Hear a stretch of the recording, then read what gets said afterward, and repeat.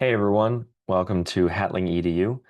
In this video, we are going to be going over the bank reconciliation and entries as a part of the Chapter 7 homework walkthrough for Cengage CNOW V2. This is a part of the financial accounting course, and a bank reconciliation is an important control activity performed over cash bank accounts to reconcile deposits in transit, checks outstanding, and also any activity that was missed during the period related to cash. And so we're going to go through the bank statements for this business, and we're going to reconcile the balance per the general ledger and the balance per the bank statement, make any adjustments necessary, and then answer a few final questions. So in the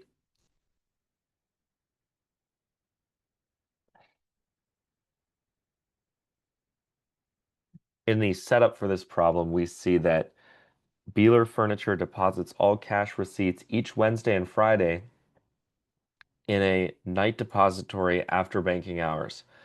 And that's important to note because if they're dropping off the deposits in essentially a drop box at the bank after hours, it's not going to be recorded until the next business day that the bank is open, and they open up the deposit and then they deposit the funds.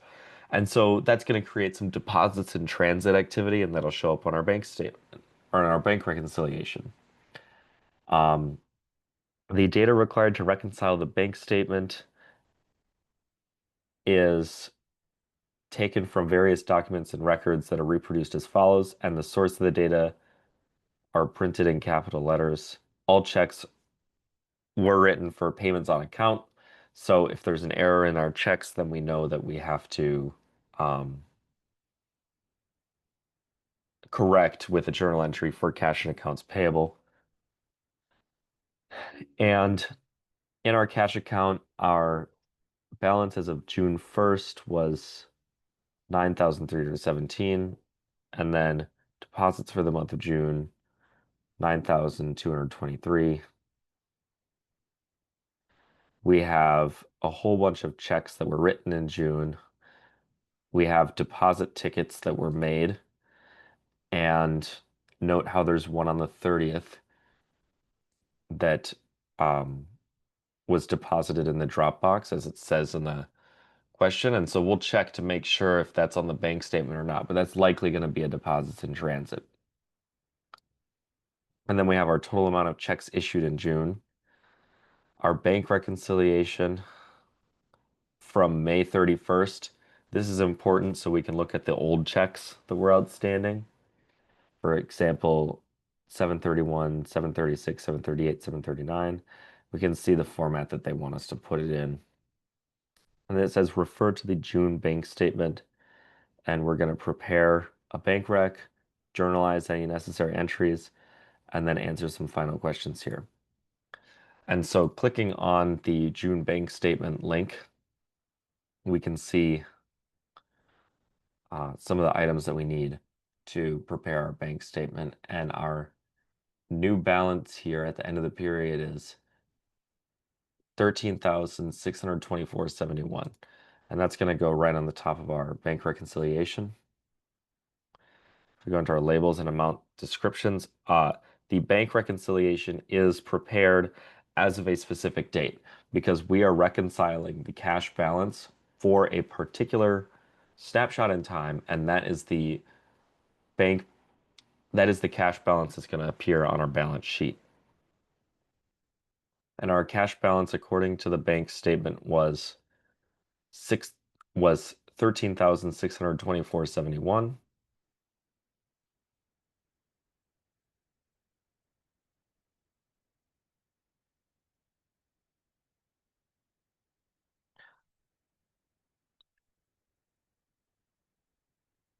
And then we are going to, first step is we have to add our deposits in transit activity.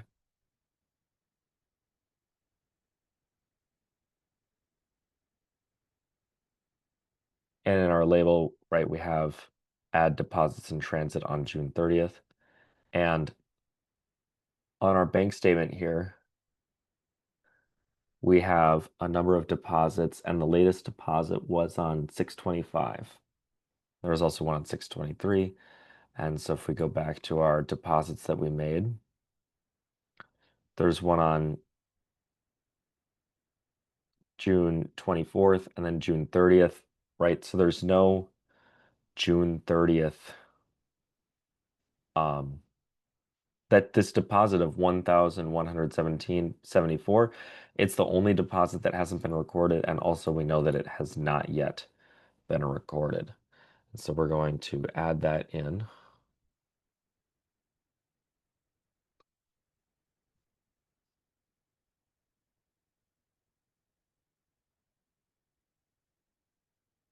And if we take a look at our bank reconciliation instructions here, add or deduct will automatically appear as if it is required. However, for the boxes in which we have to enter subtracted or negative numbers, use a minus sign. Therefore, the next step is to deduct all the checks that are still outstanding, and those are going to be negative balances. To find out what checks are still outstanding, we have to take a look at every single one of these checks and see if it was deposited or not. And this voided check does not need to be. We'll check if it's deposited, but if it's not deposited, that's okay because it was voided. So it's no longer an outstanding check.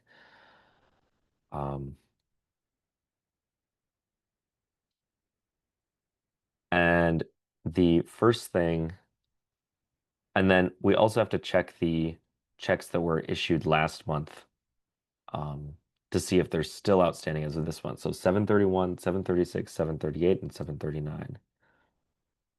And of the 30 series checks, 31, 39, and 36 were deposited, but check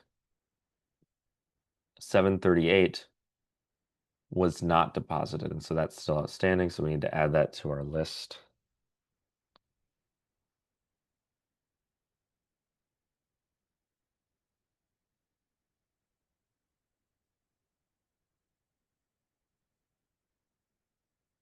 Hmm.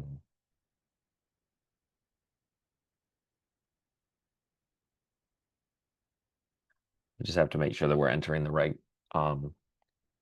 check number, and then the amount of the check was 251.40.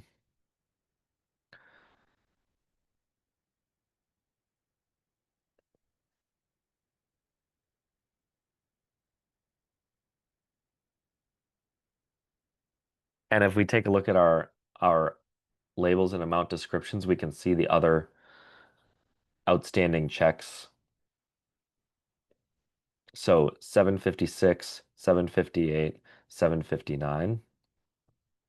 And as you can see in the instructions here, we have 756, 758, 759.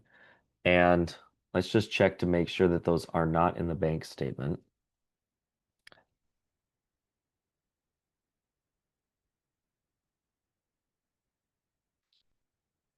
And yes, 756, 758, and 759 are not included in this list of checks in the bank statement.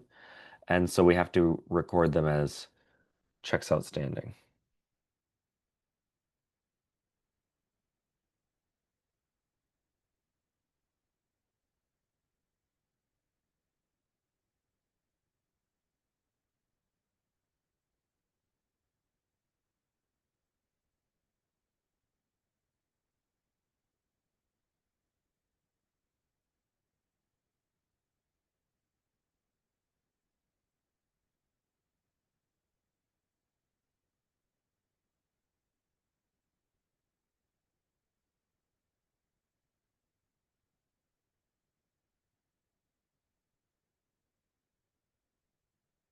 And we have our amount for each check that we get from our check registry right here.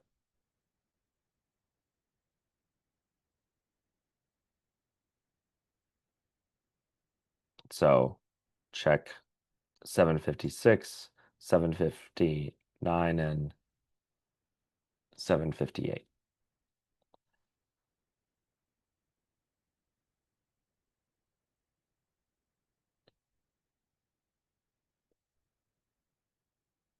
And that should be all for the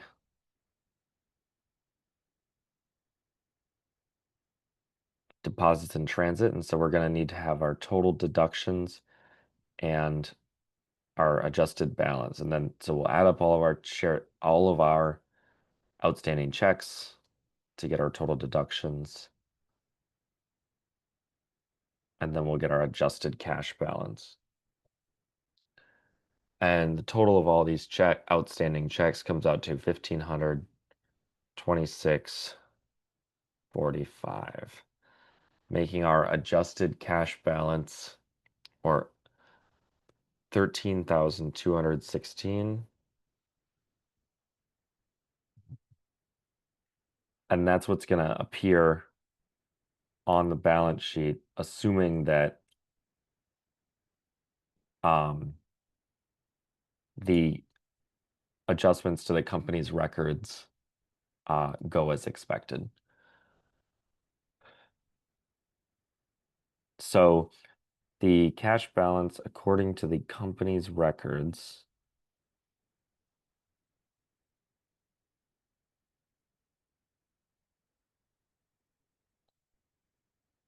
in order to find that, we have to take our cash balance as of June 1st for our cash account of 9,317.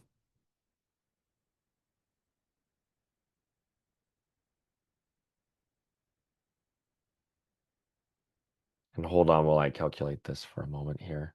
And we have to add our cash receipts of 9,223.76. And then we have to deduct the checks issued in June, which was 8,395.66. And we get our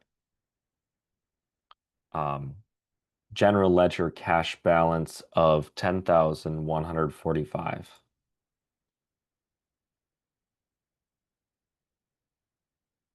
and 50 cents. And we have to go through and find a number of items that were either adjustments that need to be made to the cash balance or errors that were made or things that were not recorded or things like that. So looking at the bank statement, the first things that pop out are the $3,500 miscellaneous deposit and then the $210 miscellaneous deposit on 6/9. And let's see if we can find any other information on that.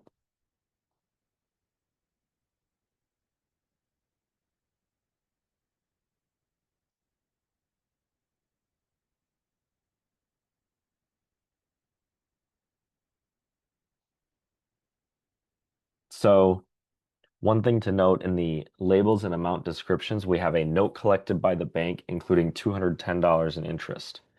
And right, we have a miscellaneous deposit of 3,500 and of $210.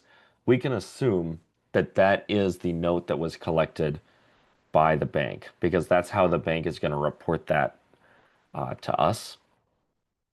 And so we need to add that to our bank reconciliation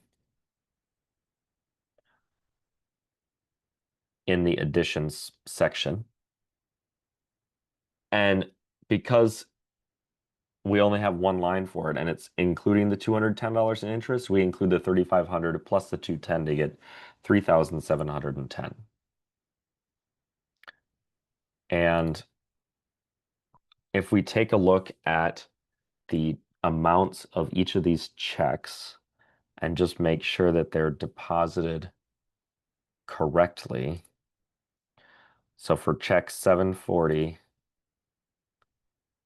we have check 740, 237.50, 237.50. For check 741, we have 495.15, and then we have 495.15. Then we have 501.90, and we have 501.90.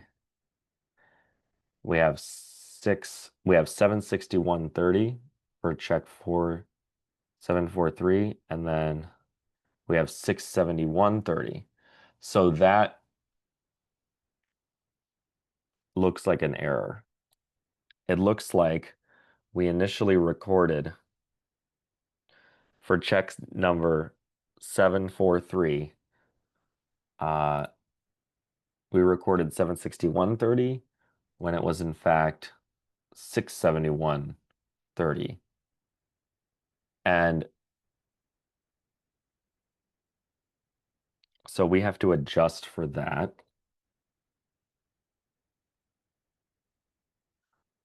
And that's going to increase our cash balance, right? Because this is a check and other debits. This is reducing our cash. This is checks that we've written. And so we made the journal entry for 761, but only 670 was taken out. So we have to add $90 to our bank statement. And look at that. Error in recording check number 4743. And then here we have it, and our total additions then were made, and we have 3,800.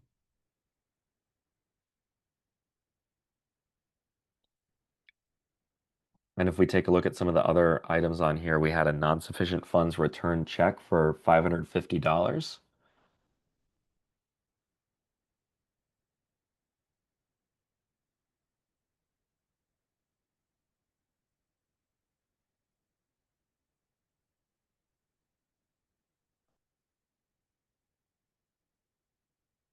And remember, we have to put this as negative because we're subtracting. And then we also had a SC, which is a service charge of $75.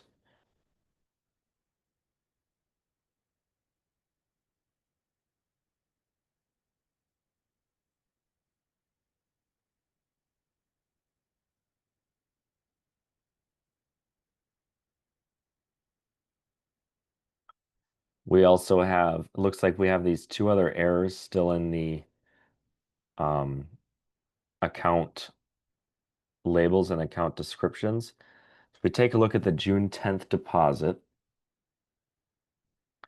the June 10th deposit was $996.61, as that's what we recorded on the books at least.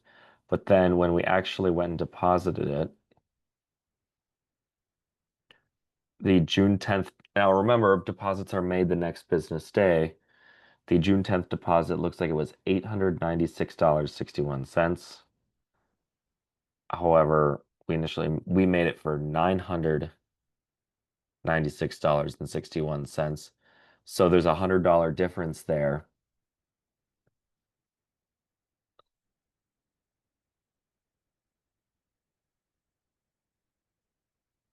We recorded too much of a deposit on the books, and that $100 missing that wasn't deposited.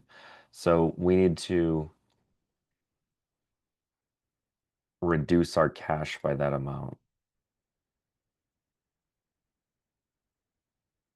And then the June 24th deposit, $947.21.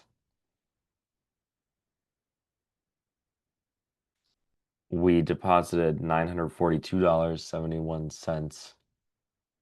So, once again, the deposit is short. And in this case, 942.71 minus 947.21 is $4.50.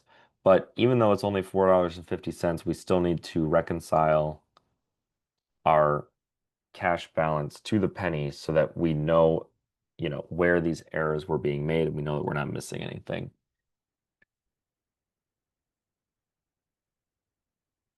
And these two errors in recording the June deposits, because cash is such a sensitive issue, we need to make sure that we're investigating why these errors are being made.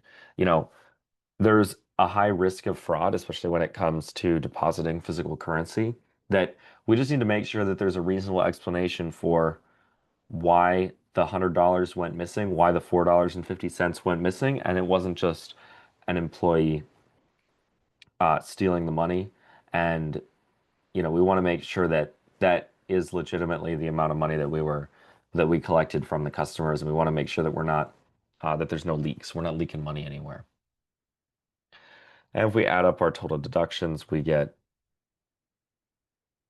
$729.50. And at the bottom, we have our adjusted cash balance per the company. And so we take our 10,145 plus 3,800 minus 729, and we get the same as up top, $13,216.00. And that is correct for our bank statement. Now we have to make sure that we're recording our entries to the general journal to account for the cash transactions that were made in the company section of our reconciliation.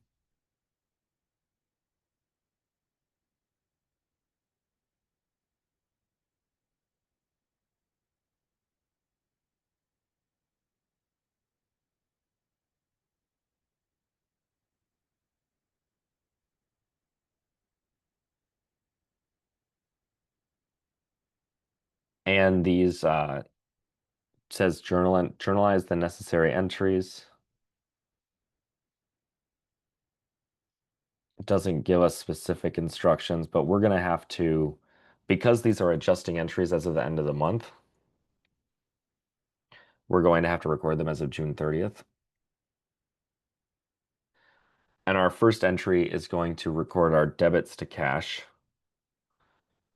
because our cash increased here. And there's two entries where this is necessary. Or right, we had our two adjusting items. One is the collection of notes receivable by the bank. So 3,500 of that was notes receivable, and then 210 of that was interest revenue. And we have to record both of those as a credit, right? Because we have to record the revenue that we created, and that's a credit. And we have to record the reduction in the principal value of our notes receivable.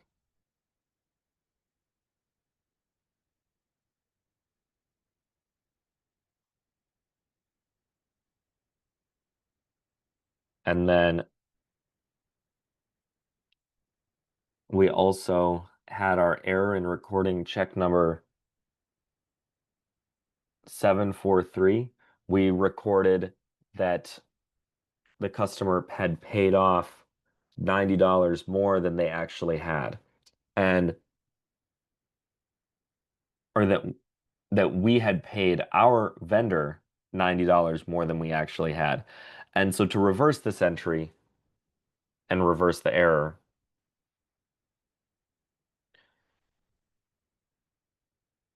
we have to debit our cash and credit our accounts payable because we didn't pay off as much of our bill as we thought we had. And this balances, we have 3,800 debits and credits.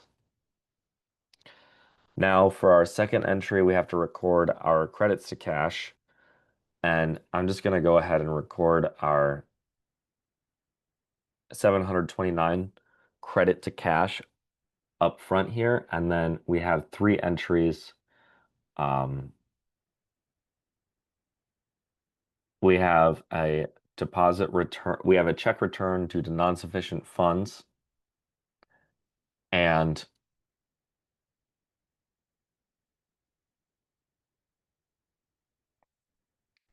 that's going to debit our accounts receivable because the customer still owes us that $550 that we thought that we had collected already. And then for these two errors in recording the deposits, see, think about these deposits and how they would be recorded. This is the cash revenue that the business is receiving, and all it's doing is being deposited from the register to the bank account. And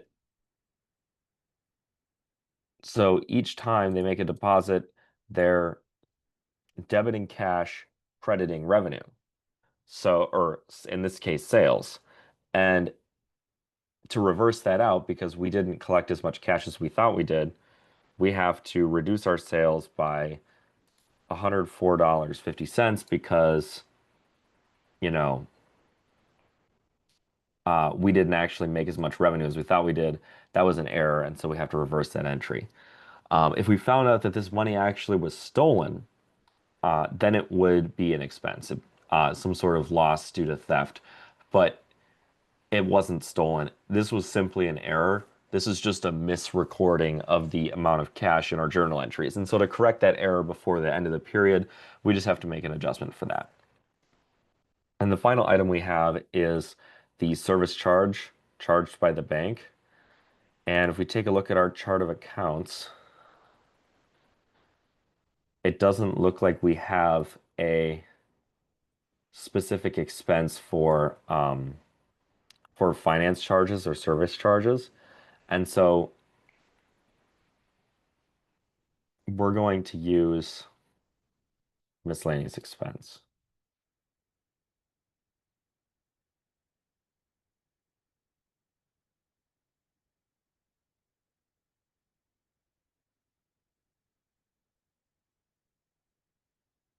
And those are all the journal entries that are necessary for us here. And on to our final questions. What's the amount of cash that's going to appear on the balance sheet? That's going to be our adjusted balance, which is the same for both our bank statement adjusted to balance and our cash general ledger account adjusted to balance. And that's going to be $13,216.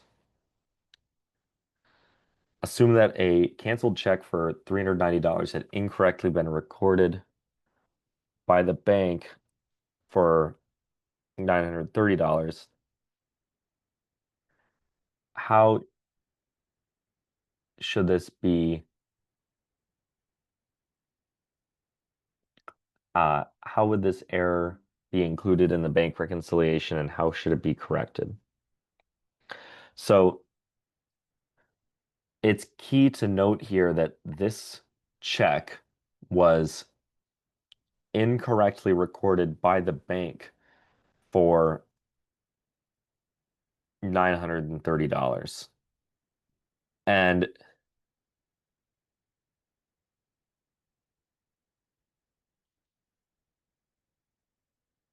because this is something that needs to be corrected by the bank, this is going to appear in the adjustments to the bank section. So usually, and in most of these examples, we only have adding deposits in transit, deducting outstanding checks, and then the errors that are made are usually on our end because the bank usually has their stuff sorted together.